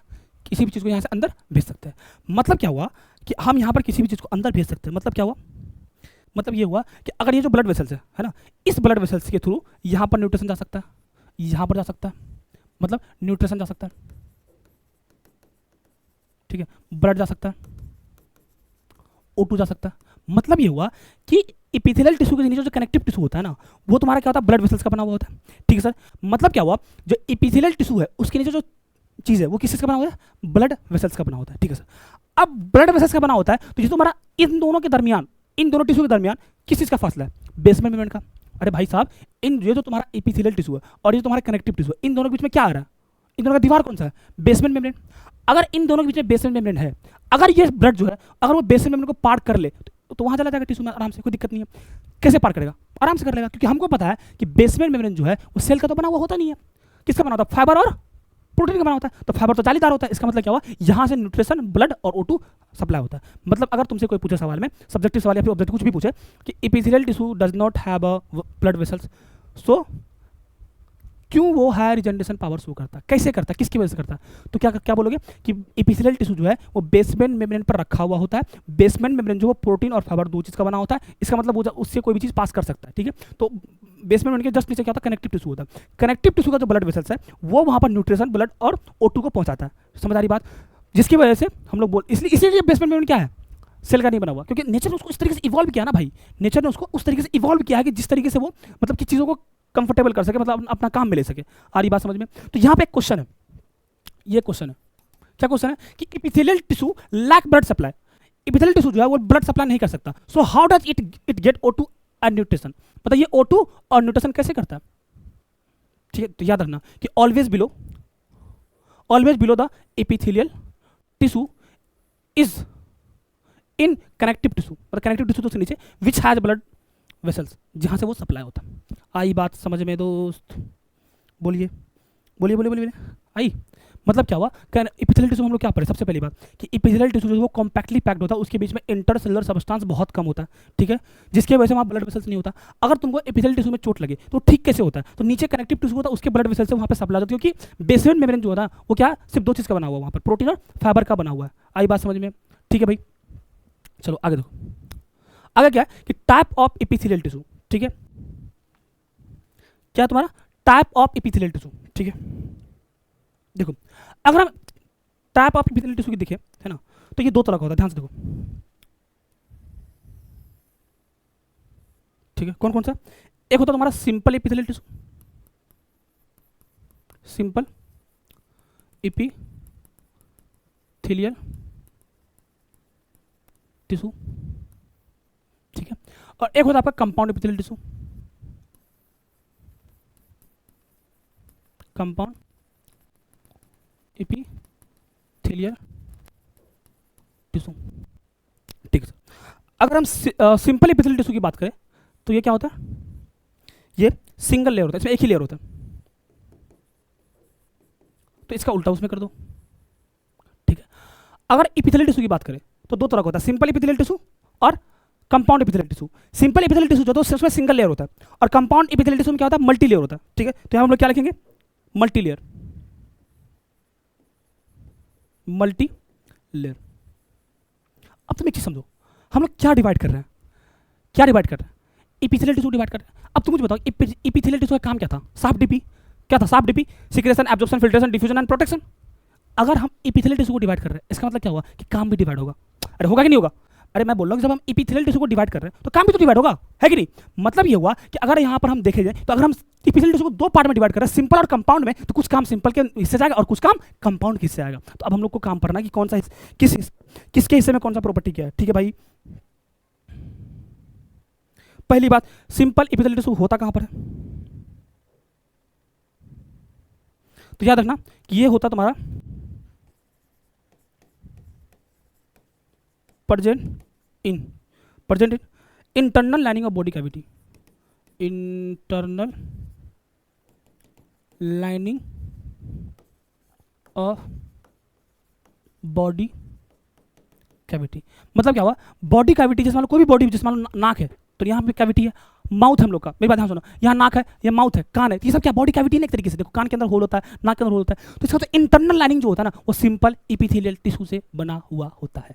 आई समझ में, मतलब क्या हुआ कि जितना भी बॉडी में मतलब कैविटी है, जैसे नाक हो गया, माउथ हो गया, कान हो गया, जो भी कैविटी है, ठीक है, उन सारे कैविटी का जो इंटरनल लाइनिंग जो होता है वो क्या होता है, बॉडी कैविटी होता है।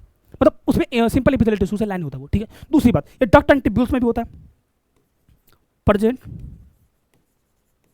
इन ऑल्सो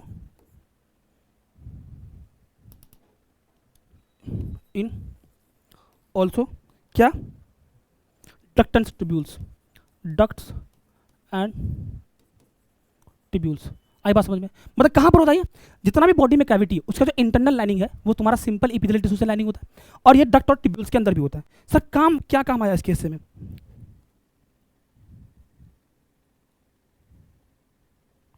तो साफ डीपी में से पी को हटा दो, बाकी सब इसमें आया क्या,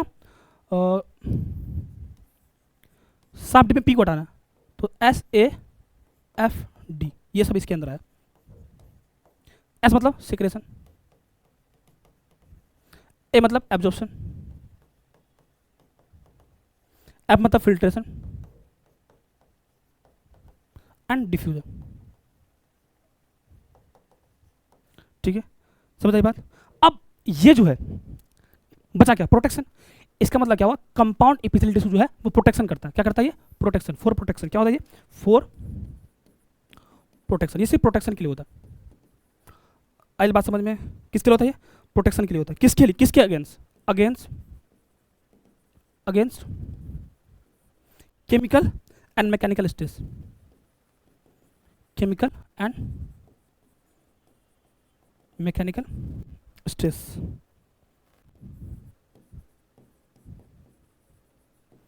समझे, मतलब क्या हुआ, ये केमिकल और मैकेनिकल स्ट्रेस क्या मतलब, सर सही सुनो, एक्चुअली होता क्या है, अच्छा तुम कभी चाय पिए होगा, बेसिक बात है। कभी कभी क्या होता है, चाय पीने के बाद हम लोग गला जल जाता है, तो क्या होता है, मतलब मर जाते हैं हम लोग, नहीं, क्योंकि वहाँ पर क्या मल्टी लेयर है, वहाँ पे कंपाउंड एपिथेलियल टिश्यू है। क्यों, क्योंकि वो गला है ना, वहाँ पे जैसे मान लो, अगर मान लो कि जलने के बाद लेयर तो जला ही होगा, तो हम लोग को क्यों नहीं छिलता, कुछ समय बाद ठीक क्यों हो जाता है, क्योंकि वहाँ पे मल्टी लेयर है ना। तो केमिकल और मैकेनिकल स्ट्रेस मतलब क्या होता है, मान लो तुम अपने हाथ पे पेट्रोल रख लो, तो क्या पेट्रोल तुम्हारे स्किन के अंदर चला जाएगा, बिल्कुल नहीं।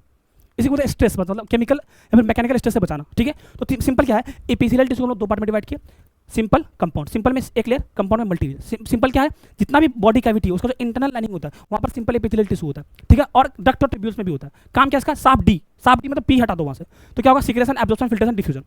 कंपाउंड एपिथेलियल टिश्यू में क्या जिम्मे काम आया, क्या आया काम, क्या बताओ, प्रोटेक्शन आया, प्रोटेक्शन आया किसके अगेंस्ट, केमिकल और मैकेनिकल स्ट्रेसेस के अगेंस्ट।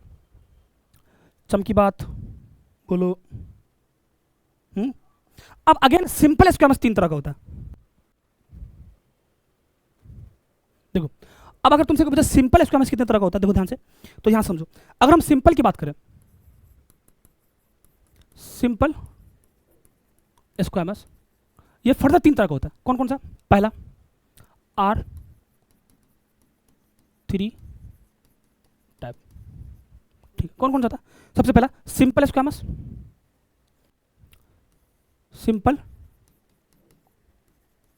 स्क्वामस, ठीक है, दूसरा सिंपल कोलुमनार,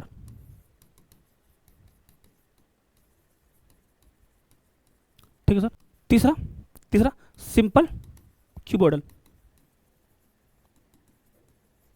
बात समझ में आई? मतलब अब सिंपल स्क्वैमस भी जो है ना, सिंपल एपिथेलियल टिश्यू वो 4 तरह का, 3 तरह का होता है। Simple squamous, simple cuboidal, simple columnar. ठीक है भाई, सर इसका स्ट्रक्चर कैसा दिखता है? देखो यहाँ पर, ये देखो, ये जो तुम्हारा फ्लैटेंड है, फ्लैट मतलब चपटा चपटा सा, ठीक है ना? तो ये क्या है? इसको हम लोग बोलते हैं सिंपल स्क्वैमस। क्या बोलते हैं इसको? Simple squamous. कैसा स्ट्रक्चर? ये टाइल लाइक स्ट्रक्चर है। आई बात समझ में? ठीक है सर, ओके। ये फ्लैटेंड जो है उसको हम लोग क्या बोलते हैं? Simple squamous. इसका मतलब फ्लैट, ओके। हालांकि डिटेल में पढ़ने वाले हम लोग, ओके सर। तो ये देखो, ये तुम्हारा क्यूब लाइक है, तो बी क्या है यहाँ पर? तुम्हारा क्यूबॉइडल स्ट्रक्चर है, तो ये तुम्हारा क्या है? क्यूबॉइडल, क्यूबॉइडल सॉरी, हाँ क्यूबॉइडल, क्यूबॉइडल मान लो, क्यूबॉइडल, ठीक है। सिंपल क्यूबॉइडल, सिंपल क्यूबॉइडल, ठीक है। उसके बाद ये देखो, ये तुम्हारा कॉलम जैसा है, कॉलम जैसा। इसको हम लोग क्या बोलेंगे? कोलुमिनार। क्या बोलेंगे इसको? कोलुमिनार। ये तुम्हारा क्या है? कोलुमिनार। सी क्या तुम्हारा? कोलुमिनार, सिंपल कोलुमिनार। टाइम हो गया। सिंपल कोलुमिनार, ठीक है। और ये भी एक तरह का कोलुमिनार ही है, लेकिन इसमें सिलिया है। दोनों क्या है? टॉल लाइक स्ट्रक्चर है, टॉल सेल है, मतलब लंबा लंबा सेल है, ठीक है, जैसे वो, ठीक है। और ये भी कोलुमिनार ही है, कॉलम जैसा ना, कोलुमिनार ही है, लेकिन इसमें सिलिया है। कोलुमिनार, कोलुमिनार विथ सिलिया। अब सिलिया क्या होता है बताएंगे अगले क्लास में, ठीक है। तो यहाँ पर ये चारों हो गया, ठीक है। अरे बात समझ में भाई? बोलो कितना टाइम हो गया? ठीक है, थोड़ा सा और पढ़ लेते हैं, उसके बाद छुट्टी करते हैं, ठीक है। मतलब क्या हुआ? सिंपल स्क्वैमस भी आप सिंपल एपिथेलियल टिश्यू 4 तरह, 3 तरह का होता है। कौन कौन सा? Simple squamous, simple cuboidal, simple columnar. अब हम एक टॉपिक, नेक्स्ट टॉपिक क्या है? सिंपल स्क्वैमस एपिथेलियल टिश्यू क्या होता है? तो पहली बात, सिंपल स्क्वैमस है ना, सिंपल मतलब सिंगल लेयर होगा, तो इसका ये मतलब हुआ कि पहली बात तो ये सिंगल लेयर होगा, सिंगल लेयर होगा, ठीक है सर, समझ गया। दूसरी बात, अगर हम सिंपल स्क्वैमस की बात करें, है ना, अब तुम एक चीज समझो, ध्यान से समझो अच्छे से, डिवीजन का मतलब क्या होता है, मेरी बात ध्यान सुनो। सिंपल में कितना टाइप? 3 टाइप। पहले तो सिंपल का काम बता दो, सिंपल एपिथेलियल टिश्यू का काम बता दो, साफ डी, है ना। अब अगर तुम सिंपल एपिथेलियल टिश्यू को डिवाइड कियो 3 पार्ट में, तो काम भी तो डिवाइड होगा 3 पार्ट में। इसका मतलब क्या हुआ? उसमें जो सबसे पहला सिंपल स्क्वैमस एपिथेलियल टिश्यू जो है, इसके जिम्मे कुछ काम आएगा, ठीक है। तो समझो ध्यान से, तो सबसे पहले सिंपल स्क्वैमस एपिथेलियल टिश्यू की बात करें, तो इसके फंक्शन की हम लोग बात करते हैं। किसकी बात करते हैं? इसको, इसकी फंक्शन की, फंक्शन की बात करते हैं। तो अगर हम फंक्शन की बात करें, तो इसके जिम में क्या काम आया? डीएफ, डीएफ मतलब डिफ्यूजन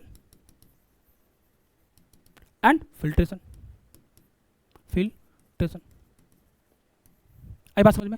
मतलब क्या हुआ कि अगर हम सिंपल स्क्वैमस एपिथेलियल टिश्यू के फंक्शन की बात करें, है ना, तो डीएफ मतलब डिफ्यूजन और फिल्ट्रेशन इसके अंदर आएगा। ओके सर, समझ गए बात, ठीक है।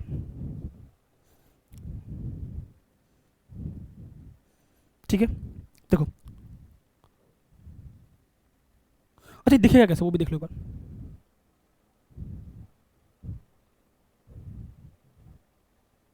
देखो, ये ऐसा दिखेगा,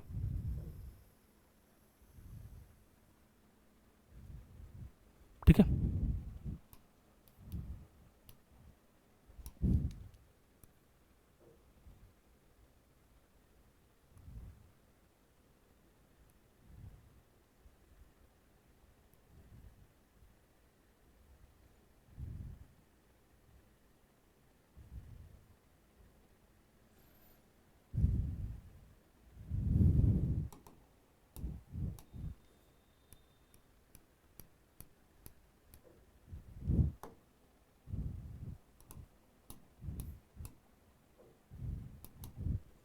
इसके जगह पे क्या होगा? बेसमेंट में यार,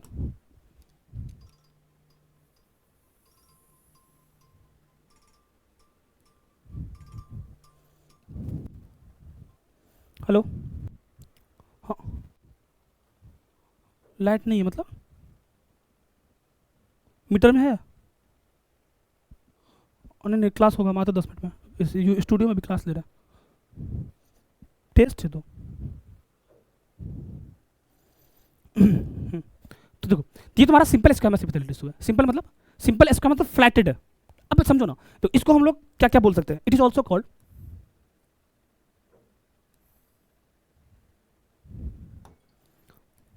क्या बोलते हैं इसको? It is also called, also called क्या बोल सकते हैं इसको? सबसे पहला बात, इसको हम लोग पेवमेंट भी बोलते हैं। क्या बोलते हैं इसको? पेवमेंट बोलते हैं, ठीक है। और दूसरा हम लोग क्या इसको क्या बोल सकते हैं, पहला पेमेंट भी बोल सकते हैं, दूसरा टेसिलेटेड भी बोलते हैं। क्या बोलते हैं उसको, टेसिलेटेड भी बोलते हैं। मतलब सिंपल स्क्वैमस टिश्यू का दो नाम है, एक तो पैवमेंट, दूसरा टेसिलेटेड। सर क्यों बोलते हैं पैवमेंट और टेसिलेटेड? पैवमेंट इसलिए बोलते हैं क्योंकि फ्लैटेड टाइल लाइक स्ट्रक्चर होता है, फ्लैटेड टाइल लाइक होता है, इसलिए टाइल लाइक स्ट्रक्चर, इसलिए हम इसको क्या बोलते हैं, पैवमेंट बोलते हैं। सर टेसिलेटेड क्यों बोलते हैं? अब पहली बात तो टेसिलेटेड में दो चीज होता है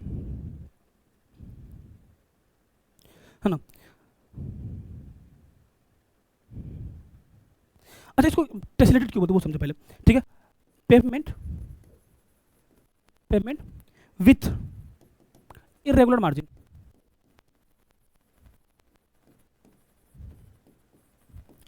ठीक है। सर मतलब समझ में नहीं आया, मेरी बात सुनो फिर से समझो ध्यान से। सिंपल स्क्वामस एपिथेलियल टिश्यू होता है वो सिंगल लेयर होता है, उसका फंक्शन में क्या है, डीएफ है, डिफ्यूजन और फिल्ट्रेशन, ठीक है। इसको हम लोग पेवमेंट या फिर टेसिलेटेड भी बोलते हैं। पेवमेंट मतलब क्या होता है, फ्लैट टाइल लाइक स्ट्रक्चर, ठीक है। और टेसिलेटेड मतलब जैसे मान लो कभी दीवार देखो, दीवार में क्या होता है कि इरेगुलर मार्जिन होता है ना, मतलब एक ईटा जहाँ से नीचे वाला वैसा नहीं होता, तो दीवार जैसे एकदम दिखता है, उसको हम लोग बोलते हैं इरेगुलर मार्जिन बोलते हैं, ठीक है। तो इसी को हम लोग क्या बोलते हैं, जैसे हम बनाई देते, रुक जाओ तो बहुत टाइम लग जाएगा, मतलब ऐसे समझो ना, कभी दीवार देखो जिसमें प्लास्टर नहीं होता, तो जैसा दीवार दिखता है उसी को हम लोग बोलते हैं इरेगुलर मार्जिन। उसको हम लोग क्या होता है, टेसिलेटेड बोलते हैं। क्या बोलते हैं उसको, टेसिलेटेड बोलते हैं। अब टेसिलेटेड भी दो तरह का होता है, मतलब इसमें जो होता है ना दो चीज आता है। कौन सा, एक तो आपका आता है मीजोथीलियम ऑफ बॉडी कैविटी, मतलब ये कहाँ होता है वो बोल रहा है। तो एक होता है तुम्हारा mesothelium of body cavity, mesothelium of body cavity, ठीक है। और एक होता तुम्हारा endothelium of body cavity, endothelium of body cavity. अब ये क्या होता है हम लोग कल एक अच्छे से एक्सप्लेन, फिलहाल तुमको याद रखना है कि टेसिलेटेड वाला जो होता है वो दो जगह पर होता है, मीजोथीलियम ऑफ बॉडी कैविटी और इंडोथीलियम ऑफ बॉडी कैविटी, यहाँ पर होता है। सर इसका एग्जांपल लिखाइए, एग्जांपल मतलब कि कहाँ पर होता है ये, ठीक है। सबसे पहला एग्जांपल लिखो, पहला एग्जांपल सर्कुलेटरी सिस्टम में होता है। कहाँ पर होता है, सर्कुलेटरी सिस्टम, सर्कुलेटरी सिस्टम मतलब जो इंडोथीलियम जो होता है ना, इनर लेयर, उसके अंदर होता है। मतलब यहां पर हम लिख देते हैं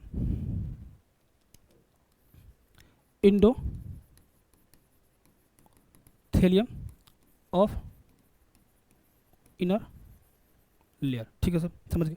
दूसरा एक्सक्रीटरी सिस्टम के अंदर होता है। कहां पर होता है,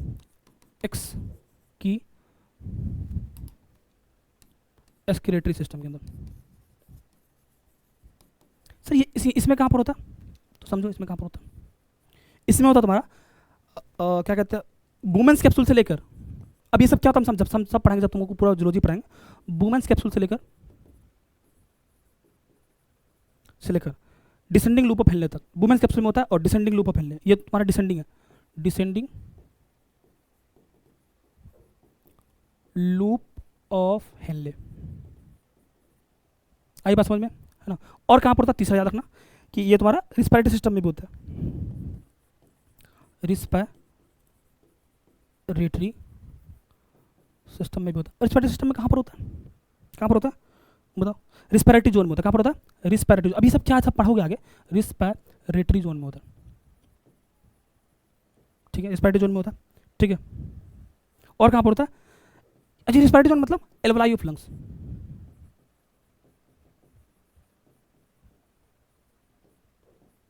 समझ आ रही बात।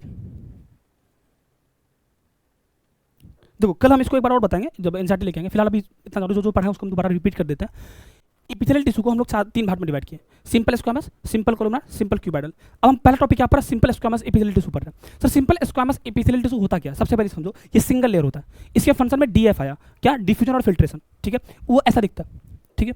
अब अगर हम इसकी बात करें तो इसको हम लोग पेमेंट या फिर टेसिलेटेड भी बोल सकते हैं। पेमेंट मतलब फ्लैट लाइक स्ट्रक्चर, मतलब टाइल जैसा नहीं होता, टाइल्स वैसा स्ट्रक्चर, ठीक है सर। उसके बाद टेसिलेटेड, टेसिलेटेड क्यों बोलते हैं, तो टेसिलेटेड इसलिए बोलते हैं क्योंकि दीवार नहीं होता, दीवार में इरेगुलर मार्जिन नहीं होता, जैसे एक ईटा तो दूसरी तरफ, मतलब ऐसे समझो, अगर एक ईटा यहाँ पर है तो दूसरा यहाँ से शुरू होता है, नीचे इधर से, जैसे मान लो एक ईटा यहाँ पर, एक यहाँ से शुरू होता है, ऐसे होता है। इसको क्या बोलते हैं, इरेगुलर मार्जिन बोलते हैं, मतलब रेगुलर मार्जिन नहीं है, इरेगुलर मार्जिन है। तो इरेगुलर मार्जिन को हम लोग क्या बोलते हैं, इसलिए हम उसको क्या बोलते हैं, टेसिलेटेड बोलते हैं। इसमें दो चीज़ें, मीजोथीलियम ऑफ बॉडी कैविटी में होता है और इंडोथीलियम ऑफ बॉडी कैविटी में होता है, ठीक है। और क्या क्या एग्जांपल है, सर्कुलेटरी सिस्टम में एंडोथेलियम, जो मतलब ये जो सर्कुलेटरी सिस्टम एक लेयर होता है, एंडोथेलियम ऑफ इनर लेयर, वहाँ पर होता है, ठीक है। एक्सक्रीटरी सिस्टम में कहाँ पर होता है, बोमेंस कैप्सूल में होता है, और डिसेंडिंग लूप ऑफ हेनले में होता है, ठीक है। और रेस्पिरेटरी सिस्टम में क्या होता है, रेस्पिरेटरी जोन में होता है, जहाँ पर एल्वोलाई ऑफ लंग्स होता है, वहाँ पर। आई बात समझ में, इतना ही रखेंगे आज, इसके आगे हम लोग कल पढ़ेंगे, ठीक है, कोई दिक्कत नहीं है, इसमें रेगुलर चलेगा क्लास, इतना आप याद करके आइएगा। अच्छा कुछ क्वेश्चन से कर लेते हैं, रुको एक दो क्वेश्चन में 2 मिनट लगेगा, रुको। क्वेश्चन क्या है कि in unicellular organism all function are perform by the single cell, सही है, एकदम ट्रू है ना, ट्रू। अरे अभी जस्ट तो पढ़ा है, स्टार्टिंग तो यही किए थे। उसमें क्या, in the complex body of the multicellular animals, मतलब मल्टीसेलुलर एनिमल्स में कॉम्प्लेक्स बॉडी जो होता है, the same basic function are the carried out by the different group of cells in, हाँ ये भी सही है। इसका मतलब क्या है, अच्छा ऑप्शन ही नहीं है यहाँ पर लिखना, both statement first and statement second are correct, समझे। नेक्स्ट क्वेश्चन, उसके बाद क्या है, a group of similar cell, ध्यान सुनो, a group of similar cell along with intercellular substance perform a specific function in multicellular animal constitutes, बनाओ। ये question आसान, ये तुमको लग रहा होगा इसका आंसर वो नहीं है,